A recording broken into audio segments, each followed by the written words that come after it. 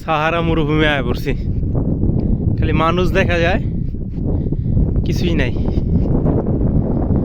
এটা হইতেছে তিস্তা রিভারের মাঝামাঝি। এটা নদীতে এখনো আসে নাই। দুইটা নদী পার করে আইলাম অবশ্য। এগুলো হইতেছে তিস্তা ভাঙ্গা এমন করছে। এই যে বাড়িঘর দেখা যাইতেছে। এটার একটা নদী আছে, এটার সামনে আর একটা বড় নদী আছে। এই নদীগুলো পার হয়ে আবার মেন নদীতে যাবো। এই যে বাড়িগুলো পার কইরা তারপর আবার মেন নদী যাবো। তাহলে চরের কী অবস্থাটা হয়েছে, মানে কল্পনাও করা যায় না। আমি তো কল্পনাও করতে পারতেছি না, যেহেতু আমি অনেকদিন পরে আইতাছি।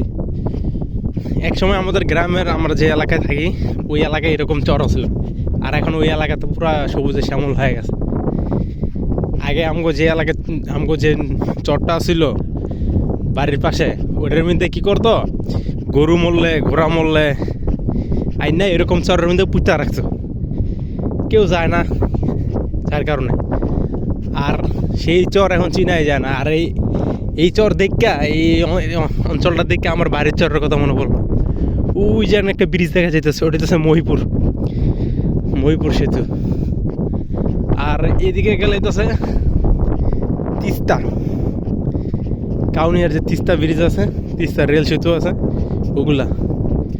এখন যাইতাছি যে মূল যে নদীর শাখাটা আছে, যেটাতে পানি চলাচল করে সব সময়।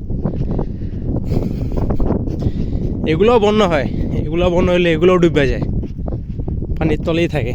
এই যে এখনও দেখা যাইতেছে পানি গেছে।